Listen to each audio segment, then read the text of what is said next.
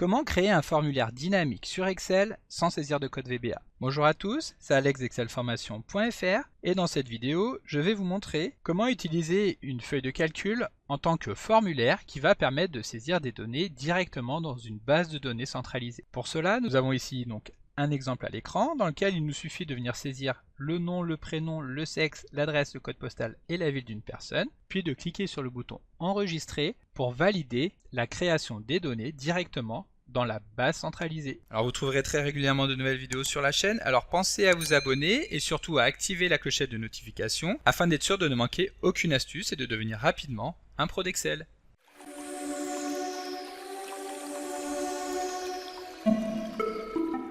Avant de découvrir le tutoriel de cette vidéo, sachez qu'à l'occasion de la rentrée, vous pouvez bénéficier de remises exceptionnelles sur l'ensemble de mes formations en utilisant le code Rentrée23 et en suivant le lien disponible dans la description de la vidéo. Si vous souhaitez obtenir le fichier que nous allons créer dans le cadre de cette vidéo, il vous suffit de suivre le lien disponible dans la description de la vidéo pour arriver sur le tutoriel disponible sur le blog excelformation.fr et il vous restera ensuite plus qu'à saisir votre adresse mail. Voilà, donc comme je vous l'expliquais dans l'introduction de cette vidéo, nous allons maintenant voir comment faire pour créer un formulaire dynamique sur Excel sans avoir besoin de saisir de code VBA. Et pour cet exemple, nous allons partir directement d'une feuille de calcul vierge sur laquelle aucune donnée n'est saisie. Donc pour commencer sur cette feuille de calcul, nous allons tout d'abord vouloir expliquer ce que nous allons insérer dans cette feuille et donc nous allons nous placer sur la cellule C2 afin de saisir le titre de ce document, c'est-à-dire création d'une fiche client. Ici nous allons donc créer le formulaire qui va permettre d'entrer les informations concernant un client et avec un bouton nous verrons comment envoyer toutes ces données directement dans une base de données. Ici nous allons valider et passer tout simplement le contenu de cette cellule en gras. Ensuite, nous allons saisir les noms des différents champs de notre formulaire. Tout d'abord, nous allons vouloir saisir le nom du client, son prénom. Ici, sur la ligne 8, nous insérons des boutons qui vont permettre de sélectionner directement le sexe. Et donc, nous allons nous placer sur la ligne 10. Ici, nous allons saisir l'adresse de la personne. Sur la ligne 12, le code postal. Et enfin, pour terminer, sur la ligne 14, nous aurons le nom de la ville. Pour identifier rapidement les cellules de saisie des données dans ce formulaire, nous allons maintenant sélectionner les cellules C4, C6, C10, C12 et C14, en sachant que pour sélectionner plusieurs cellules qui ne sont pas contiguës, il suffit d'appuyer sur la touche CTRL du clavier en même temps que nous cliquons sur ces cellules. Ensuite, donc pour mettre en place une couleur de fond, nous nous rendons dans le menu accueil et nous sélectionnons par exemple ici une couleur grise. Maintenant, nous allons pouvoir ajuster la taille des cellules afin que le formulaire soit facilement lisible et surtout qu'il soit facile à manipuler. Donc nous allons sélectionner les lignes 4, 6, 8, 10, 12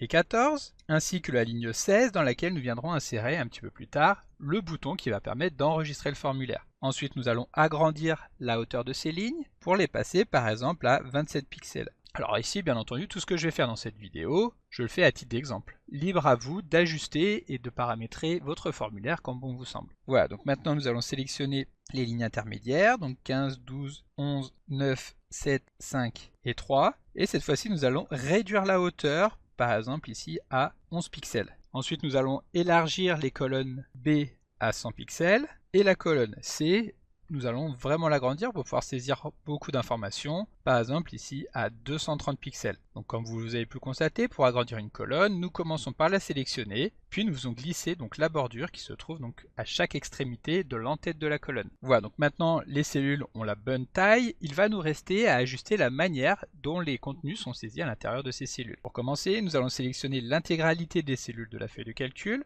en cliquant donc sur le bouton situé en haut à gauche, et nous allons donc aligner verticalement toutes les cellules au centre des cellules. Ensuite, nous allons appliquer un léger retrait horizontal sur toutes les cellules de notre formulaire, donc les cellules des colonnes B, C et D. Pour ajouter donc cet alignement, nous cliquons sur augmenter le retrait. Ici, pour que les données soient collées directement avec les champs des formulaires, nous allons également aligner le contenu des titres de chaque champ sur la droite des cellules. Voilà, donc pour compléter la construction de ce formulaire, il est maintenant nécessaire d'ajouter des champs de formulaire qui vont permettre donc de sélectionner directement le sexe de la personne. Cependant, avant ça, il faudra que le menu développeur du ruban soit activé dans votre ruban. Si ce n'est pas le cas, vous allez voir, c'est très simple. Il suffit d'effectuer un clic droit à n'importe quel endroit du ruban, cliquer sur personnaliser le ruban pour qu'Excel affiche la boîte de dialogue qui permet de paramétrer votre ruban et de vérifier que la case développeur est bien cochée. Cela étant fait, il suffit de valider en appuyant sur OK. Voilà, donc une fois que cette étape est terminée, le menu développeur sera activé et il sera accessible dans tous vos documents Excel. Le menu développeur que nous venons d'insérer offre de nombreuses fonctionnalités intéressantes. Tout d'abord, ce qui va nous intéresser ici, c'est qu'il va nous permettre d'insérer des éléments de construction de formulaire, mais nous pourrons également accéder rapidement à Visual Basic Editor, c'est-à-dire à l'éditeur intégré de code VBA. Nous pourrons exécuter des macros VBA directement à partir du menu développeur pour automatiser certaines tâches, et nous pourrons également utiliser l'enregistreur de macros qui permet de créer des macros sans avoir à écrire de code, comme nous le verrons un petit peu plus tard dans cette vidéo. Bien entendu, le menu développeur propose encore beaucoup de possibilités, mais étant donné que ce n'est pas le sujet de la vidéo, nous n'allons pas nous étendre plus que ça sur celui-ci. Il faut juste savoir que l'activation de l'onglet développeur est permanente, ce qui signifie que vous n'aurez à le faire qu'une seule fois, et il sera ensuite disponible dans tous les documents Excel. Voilà, donc maintenant, à partir de ce menu développeur, nous allons nous rendre dans le groupe Contrôle, que nous avons au milieu, dérouler le menu Insérer, et ensuite nous allons tout simplement cliquer sur Case d'options afin de pouvoir dessiner une case d'options ici dans la cellule C8. Il suffit ensuite de cliquer dessus pour modifier directement l'intitulé de cette case et nous allons choisir ici Femme.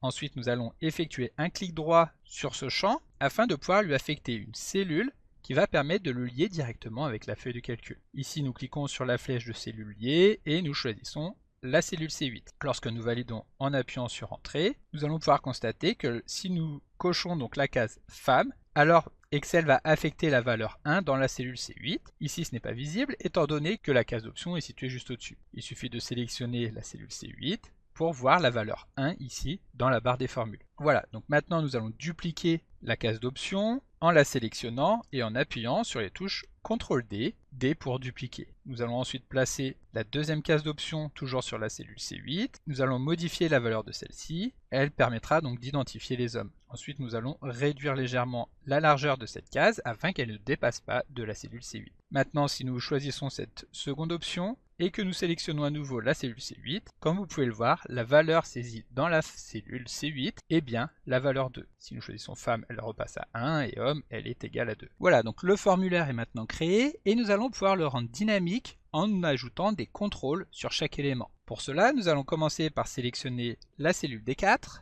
afin d'y insérer la formule qui va permettre de vérifier si du contenu a bien été saisi dans la cellule C4. Et donc dans ce cas-là, nous afficherons la lettre P majuscule. Je vous expliquerai juste après pourquoi. Donc pour effectuer un test, nous utilisons la fonction si. Nous regardons si la valeur de la cellule C4 est égale à rien du tout. Lorsque ce sera le cas, nous retournerons rien du tout et dans le cas contraire, nous allons afficher un P majuscule. Ici, si nous validons, étant donné que rien n'a été saisi dans la cellule C4, la cellule D4 nous renvoie également rien du tout. Maintenant, si nous affichons la valeur test, alors automatiquement, Excel va nous afficher un P majuscule. Si vous avez l'habitude de suivre mes tutoriels, l'utilisation de la lettre P majuscule devrait vous rappeler quelque chose. En effet, il suffit maintenant d'appliquer sur cette cellule la police Wingding2 pour transformer ce P majuscule en une case à cocher. Donc ici, nous choisissons la police Wingdings espace numéro 2. Comme vous pouvez le voir à ce moment-là, automatiquement, Excel va nous afficher une case de validation. Ici, donc, nous allons réduire la largeur de la cellule, nous allons augmenter la taille de cette case et la passer en gras. Et nous allons également la centrer à l'intérieur de la case. Maintenant, pour améliorer encore le rendu visuel de cette case, nous allons lui appliquer une mise en forme conditionnelle. Pour cela, nous sélectionnons à nouveau la cellule D4, puis nous allons nous rendre dans le menu Accueil afin de dérouler le menu mise en forme conditionnelle. Dans la première option, règle de mise en surveillance des cellules, nous choisissons égal à et nous venons saisir la valeur que nous voulons identifier afin de mettre en place une mise en forme particulière. Ici, nous tapons un P majuscule et comme vous pouvez le voir, automatiquement, Excel applique une mise en forme conditionnelle rouge sur la cellule D4. Ici, ce n'est pas le rouge qui va nous intéresser, mais le vert. Ensuite, il nous suffit de valider en appuyant sur OK pour qu'Excel donc mette en place cette mise en forme conditionnelle. Pour aller un petit peu plus loin, nous allons maintenant mettre en place également une mise en forme conditionnelle sur la cellule de saisie des champs, c'est-à-dire ici la cellule C4. Pour pouvoir mettre en place très rapidement une mise en forme conditionnelle qui va reposer sur celle que nous avons mis en place juste avant, nous allons nous rendre dans mise en forme conditionnelle, mais cette fois-ci nous allons cliquer sur gérer les règles. Dans la liste de sélection des règles de mise en forme conditionnelle, nous cliquons sur cette feuille de calcul afin d'obtenir la liste de toutes les mises en forme conditionnelles mises en place sur la feuille Et ici, nous retrouvons donc la mise en forme conditionnelle que nous avons mis en place juste avant. Nous allons la dupliquer en cliquant sur le bouton dupliquer la règle. Et maintenant, donc, nous allons pouvoir modifier celle-ci afin de l'adapter à la cellule C4. La première chose à faire va alors être de modifier la référence à la cellule D4 pour que celle-ci impacte la cellule C4. Et ensuite, nous allons double-cliquer sur celle-ci afin de la modifier. Ici, ce n'est pas la valeur de la cellule qui va nous intéresser, mais c'est la valeur de la cellule D4. Donc pour modifier la formule, nous choisissons la dernière option, utiliser une formule pour déterminer pour quelle cellule le format sera appliqué, et dans le champ de formule, nous tapons la formule égale les références de la cellule, c'est-à-dire C4, est égale à P majuscule. Cela étant fait, nous allons pouvoir personnaliser le format que nous voulons donner à cette mise en forme conditionnelle en cliquant sur format. Ici, nous allons tout simplement modifier la couleur de remplissage pour utiliser un vert beaucoup plus clair. Ensuite, nous validons en appuyant sur OK. Alors ici, évidemment, ce n'est pas la cellule C4 qu'il fallait regarder, mais bien la cellule D4, c'est-à-dire la cellule située juste à droite. Donc nous effectuons la modification et nous validons en appuyant sur OK. Et maintenant, lorsque nous allons cliquer sur Appliquer, Excel va bien modifier la mise en forme de la cellule à partir du moment où du contenu a été saisi dedans. Nous supprimons le contenu et comme vous pouvez le voir, les deux règles de mise en forme conditionnelle vont s'annuler et nous retrouverons le formatage des cellules tel que nous l'avions juste avant. Ensuite, donc, nous allons dupliquer ces mises en forme sur l'ensemble des cellules du formulaire. Donc nous sélectionnons les cellules C4 et D4, nous appuyons sur CTRL-C pour les copier, puis nous sélectionnons donc les différentes cellules du formulaire et nous allons y coller directement la cellule que nous avons copiée juste avant. Pour pouvoir tester rapidement si effectivement toutes les mises en forme conditionnelles vont se mettre en place, nous saisissons les différentes valeurs dans les cellules. Ici, donc, hop, nous choisissons femme. Pour l'adresse, nous tapons test, code postal test et ville test. Alors bien entendu, ici nous avons mis en place des tests très basiques qui consistent uniquement à regarder si les cellules sont différentes de rien du tout. Évidemment, nous pourrions établir des règles un petit peu plus strictes en regardant par exemple si le nombre de caractères contenus dans la cellule C4 est au moins supérieur ou égal à 3. Donc si jamais celui-ci est inférieur à 3, alors nous ne validerons pas la saisie. Pour nous en rendre compte, donc nous allons tout simplement saisir TE, et ici la validation ne sera plus fonctionnelle. Voilà, donc ensuite libre à vous de mettre les différents tests que vous voulez mettre en place. Nous pouvons par exemple imaginer que le code postal doit forcément être une valeur numérique. Si nous avons un numéro de téléphone, nous pouvons également mettre en place des tests spécifiques. Pareil si nous saisissons une adresse mail. Voilà, ici nous allons remettre la valeur, c'est-à-dire test. Ensuite, maintenant que les cellules sont validées, nous allons pouvoir effectuer un test global qui va permettre de vérifier que tous les champs sont effectivement valides. Pour cela, nous allons nous placer sur la cellule D16 située juste en dessous et nous allons vouloir dénombrer le nombre de cellules pour lesquelles la valeur est égale à P majuscule. Pour cela, nous allons utiliser la fonction nb.si qui attend deux arguments. Tout d'abord, en tant que premier argument, nous venons saisir la plage des cellules dans lesquelles se trouvent les cellules à dénombrer. Et ensuite, en tant que deuxième argument, nous allons pouvoir venir saisir le critère à vérifier, c'est-à-dire que nous voulons compter le nombre de cellules pour lesquelles la valeur est égale à P majuscule. Ensuite, nous validons. Excel nous informe qu'il y a 6 cellules pour lesquelles cette valeur est égale à P majuscule, c'est-à-dire que tous les champs ont bien été validés. Maintenant, nous allons pouvoir modifier cette formule afin de vérifier si ce nombre est effectivement égal à 6, en la complétant en ajoutant tout simplement à la suite égale 6. De cette manière, donc ici nous ne le voyons pas, mais Excel saisit dans la cellule la valeur vraie lorsque tous les tests ont été effectués. En revanche, il suffit que l'un des tests seulement ne soit pas validé pour qu'Excel nous affiche la valeur faux. Donc ici, nous allons remettre la valeur test. Et ensuite, pour pouvoir accéder rapidement à cette information, c'est-à-dire au résultat du test, nous allons affecter un nom à la cellule D16. Pour cela, nous la sélectionnons, nous nous plaçons dans la zone des noms et nous allons donc saisir le nom que nous voulons donner à la cellule, c'est-à-dire validation, et valider en appuyant sur la touche entrée. Maintenant, peu importe où nous nous plaçons, si nous sélectionnons le nom validation, Excel va récupérer la cellule D16. Ensuite, donc pour masquer cette erreur qui n'est pas très gracieuse, il suffit d'affecter une couleur blanche au texte de la cellule. Celle-ci paraît maintenant être vide de tout contenu. Maintenant, pour terminer notre formulaire, il va nous rester à créer le bouton d'enregistrement du formulaire en saisissant tout simplement le terme enregistré dans la cellule C16. Ensuite, nous allons mettre en forme cette cellule en centrant le texte à l'intérieur de celle-ci et en lui appliquant une couleur de fond grise avec un texte également gris. Alors ici, il faut savoir que nous donnons l'apparence d'un bouton désactivé à cette cellule, étant donné que nous allons vouloir utiliser une mise en forme conditionnelle pour déterminer si oui ou non le bouton est cliquable. Donc ici, nous conservons la cellule C16 sélectionnée, puis nous allons nous rendre à nouveau dans mise en forme conditionnelle. Nous allons ensuite descendre jusqu'à nouvelle règle et nous allons donc sélectionner comme tout à l'heure la dernière option. Ici nous allons pouvoir saisir tout simplement la formule égale validation, c'est-à-dire qu'Excel va aller récupérer la valeur de la cellule validation et lorsque celle-ci sera égale à vrai, alors il pourra mettre en place une mise en forme particulière. Cette mise en forme, nous allons la définir en cliquant sur format.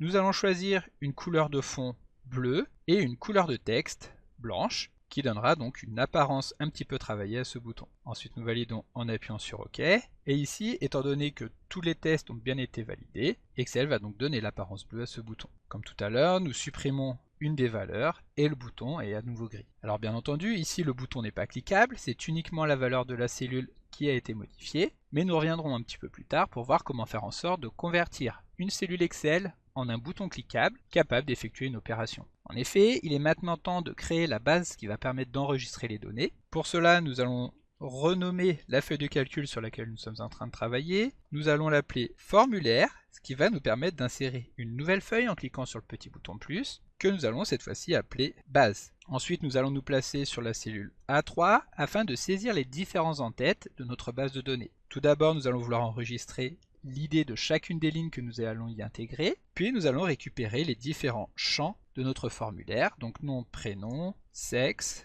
adresse, code postal et ville. Ensuite, pour simplifier l'utilisation des données de cette base, nous allons maintenant la convertir en un tableau structuré en sélectionnant l'une des cellules et en appuyant sur la touche CTRL-L. Excel nous affiche alors une boîte de dialogue qui va permettre de paramétrer le tableau structuré que nous voulons mettre en place. Nous allons tout simplement ici sélectionner l'option Mon tableau comporte des en-têtes, ces en-têtes qui sont en fait les titres de colonnes que nous venons de saisir. Ensuite, nous cliquons sur OK pour valider la conversion de la base en un tableau structuré. Maintenant, nous allons pouvoir nous placer à l'intérieur de cette base et saisir des données aléatoires. Donc ici, étant donné qu'il s'agit de la ligne de test, nous allons tout d'abord saisir l'idée 1 pour cette première ligne, et pour toutes les valeurs de notre tableau, nous allons saisir test. De cette manière, nous allons pouvoir nous placer sur la première ligne de la feuille de calcul, sur laquelle nous allons préparer la récupération des données de chaque colonne. Nous nous plaçons donc sur la cellule A1 et nous allons saisir la formule qui va permettre de récupérer l'idée suivante à intégrer dans notre base uniquement lorsque la valeur de la cellule validation sera égale à vrai. Lorsqu'elle sera égale à faux, nous ne récupérons aucune valeur dans la cellule. Donc égale si validation. Donc si validation est égale à vrai, alors nous allons récupérer la valeur maximale des idées de notre tableau en appelant donc la fonction max sur la colonne ID et nous ajouterons 1 à cette valeur. En revanche, lorsque validation sera égale à faux, alors nous n'afficherons tout simplement rien. Ensuite, nous fermons les parenthèses et nous validons. Et donc, Excel nous informe que effectivement, la prochaine ligne que nous allons intégrer dans notre tableau aura pour idée la valeur de 1. Ensuite, donc, il va nous rester à effectuer la même opération, c'est-à-dire effectuer un test, regarder si validation est égale à vrai. Lorsque ce sera le cas, nous pourrons aller récupérer le nom saisi par l'utilisateur. Et dans le cas contraire, nous afficherons rien. Nous validons et donc Excel récupère ici effectivement ces informations. Voilà, donc il ne nous reste plus qu'à répéter cette même opération pour récupérer dans un premier temps le prénom, sinon rien du tout. Pour le moment, nous allons passer sur la colonne sexe. Nous verrons après qu'il y a une petite opération supplémentaire à intégrer dans la formule. Et donc nous allons récupérer l'adresse uniquement si validation est égale à vrai. Donc ici, comme vous pouvez le voir dans la fonction si, j'aurais très bien pu saisir si validation est égale à vrai, alors nous en arrivons donc à la première valeur que nous voudrons récupérer avec cette fonction-ci. Sauf que ici, le égal à vrai est implicite, étant donné que le test consiste tout simplement à récupérer la valeur vrai ou faux que nous retrouvons directement dans la cellule validation. Donc ensuite, nous récupérons l'adresse ou rien du tout. Nous récupérons si validation est égale à vrai, le code postal ou rien du tout. Et enfin, donc la dernière chose à récupérer ici est le nom de la ville. Donc si validation est égale à vrai, nous récupérons ville. Dans le cas contraire, nous récupérons rien du tout. Ensuite, comme je vous l'expliquais tout à l'heure, pour récupérer le sexe, c'est un petit peu différent. En effet, si nous utilisons la même logique, donc si validation est égale à vrai, alors dans ce cas, nous voudrons aller récupérer la valeur de la cellule C8 et dans le cas contraire, nous récupérons rien. Sauf que comme nous l'avons vu juste avant, C8 aura pour valeur 1 ou 2. Nous allons donc devoir intercaler une fonction ci supplémentaire à l'intérieur de celle-ci qui va permettre de regarder si la valeur de C8 est égale à 1. Dans ce cas, alors nous récupérons le mot femme et dans le cas contraire, donc si C8 est égal à faux, nous récupérons le terme homme. Maintenant nous validons et comme vous pouvez le voir, effectivement, le sexe sélectionné actuellement correspond à femme. Maintenant ce qu'il faut savoir, c'est que si nous supprimons l'une des valeurs du formulaire, ici le formulaire ne sera plus valide et toutes les valeurs que nous venons de saisir auront disparu de la première ligne. Ce qui permettra donc de ne pas intégrer des données non complètes à l'intérieur de notre formulaire. Ici nous remettons test et nous validons. Voilà, donc maintenant que tout est prêt, il ne reste plus qu'à enregistrer le formulaire dans la base. Et pour cela, nous allons revenir donc ici au niveau du bouton d'enregistrement cliquable sur la feuille du formulaire dans laquelle nous allons insérer une zone de texte. Donc nous sélectionnons la cellule C16, nous nous rendons dans le menu insertion, nous allons dérouler l'option texte et choisir d'insérer une zone de texte. Ici nous allons vouloir que cette zone de texte englobe l'intégralité de la cellule C16. Pour cela, nous nous plaçons en haut à gauche et nous appuyons sur la touche Alt du clavier. De cette manière, Excel va ancrer directement le bouton en fonction des cellules qui se trouvent juste en dessous. Nous relâchons. Excel nous insère ici donc une zone de texte blanche et nous allons vouloir supprimer la couleur ainsi que la bordure. Pour cela, nous nous rendons dans le menu Format de forme, nous déroulons Remplissage et nous choisissons Aucun remplissage. Nous allons maintenant faire de même pour le contour en choisissant Sans contour. De cette manière, nous avons un objet invisible au-dessus de la cellule C18 auquel nous allons pouvoir affecter une action. Pour cela, nous effectuons un clic droit sur ce bouton et nous choisissons Affecter une macro. À ce moment-là, nous allons commencer par saisir le nom que nous voulons donner à la macro. Nous allons tout simplement l'appeler Enregistrer. Et ensuite, nous allons cliquer sur le bouton Enregistrer que nous retrouvons sur la droite. Ce bouton Enregistrer va permettre de créer un automatisme sans avoir besoin de saisir de code VBA grâce à l'une des fonctionnalités les plus épatantes d'Excel qui est l'enregistreur de macro. Cet enregistreur de macro va en effet permettre de transformer des actions que nous effectuons sur une feuille de calcul en ligne de code directement en VBA que nous pourrons ensuite lancer automatiquement en appelant cette macro enregistrer. Donc ici, nous cliquons sur enregistrer, Excel nous affiche une nouvelle boîte de dialogue qui va permettre de définir donc la macro que nous allons enregistrer. Ici, nous allons cliquer sur OK pour lancer l'enregistrement de la macro. Maintenant, tout ce que nous allons faire sur la feuille de calcul et sur le classeur en général va être converti en action VBA. Maintenant, nous allons nous rendre sur la feuille de calcul base, puis nous allons sélectionner la première ligne de notre formulaire, c'est-à-dire la ligne 4, afin d'y insérer une nouvelle ligne juste au-dessus. Pour cela, nous allons utiliser le raccourci clavier CTRL+. Une fois que la feuille de calcul a été sélectionnée, nous allons sélectionner les données qui se trouvent sur la première ligne, c'est-à-dire les cellules A1 jusqu'à G1, que nous allons copier en appuyant sur CTRL+C, puis nous allons sélectionner les nouvelles lignes qui ont été insérées dans notre tableau, et nous allons coller les cellules précédemment copiées en tant que valeur. Pour cela, nous effectuons un clic droit et nous cliquons sur le bouton valeur. Maintenant que les valeurs ont bien été intégrées dans notre formulaire, nous pouvons revenir dans notre base de données, nous revenons sur la feuille formulaire, puis nous sélectionnons les cellules C4 jusqu'à C14, c'est-à-dire toutes les cellules de la feuille de calcul, et nous cliquons sur Supr pour réinitialiser le formulaire et préparer la saisie du prochain formulaire. Pour finir, il ne nous restera plus qu'à sélectionner la cellule C4 pour que la macro soit terminée. Pour arrêter l'enregistrement, nous allons maintenant descendre et cliquer sur le petit carré que nous avons en bas à gauche. La macro est maintenant terminée. À présent, il va nous rester à la tester, c'est-à-dire que nous allons saisir des nouvelles données dans le formulaire. Tout d'abord, donc,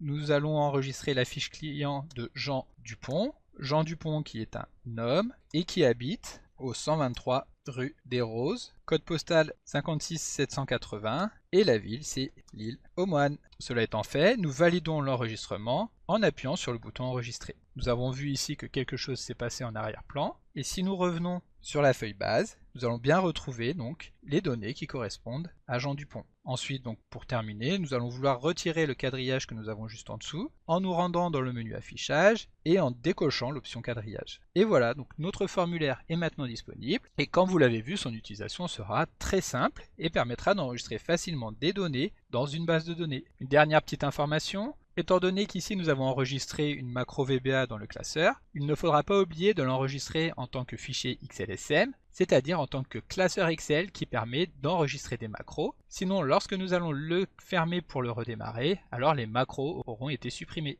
Donc comme d'habitude, vous pouvez télécharger le support de secours en suivant le lien que vous trouverez dans la description de la vidéo. Si la vidéo vous a plu, n'oubliez pas de la liker et de la partager à vos collègues et amis sur l'ensemble de vos réseaux sociaux. Et vous pouvez également me laisser vos impressions dans l'espace des commentaires, je lirai chacun d'entre eux et y répondrai avec plaisir. Évidemment, si ce n'est pas encore fait, abonnez-vous à la chaîne pour ne manquer aucune astuce. C'est également très important pour m'aider à gagner en visibilité afin de pouvoir développer la chaîne et continuer de vous proposer des tas de nouvelles vidéos. Merci d'avoir suivi cette vidéo et à très bientôt pour un prochain tuto.